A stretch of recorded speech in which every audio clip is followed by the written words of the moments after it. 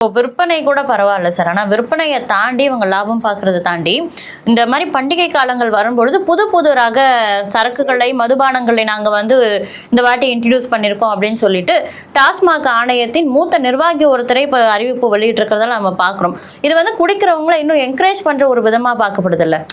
அதுதான் நம்ம இங்க மக்கள் படுற கஷ்டத்தை பேசுறதை விட மக்கள் எவ்வளவு, அதாவது எத்தனை விஷயங்கள் எப்படி நசுக்கப்படுறாங்கன்றதை பார்க்கறத விட இங்க மக்களுடைய பணத்தை எந்த வகையில கொள்ளையடிக்கலான்றத டிசைனா பண்ணிட்டு இருக்காங்க இன்றைய ஆளும் அரசாங்கம். அதுல மக்களுடைய பணத்தை வெறுமனை கொள்ளையடிச்சு விட்டாலும் பரவாயில்ல, இங்க உயிரும் கொள்ளையடிக்கப்படுகிறது. அதே நேரத்துல மக்களுடைய வாழ்வாதாரமும் பறிக்கப்படுகிறது. இதெல்லாம் புரிஞ்சுக்காம அதெல்லாம் பண்ணிட்டு இருக்காங்க.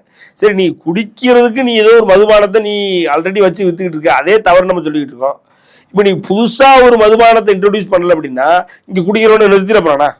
அதாவது எனக்கு புதுசா எதுவுமே இல்லப்பா, புது பிராண்டே இல்லப்பா அப்படின்னு எவனை என்ன குடிக்காம இருந்துட போறானா?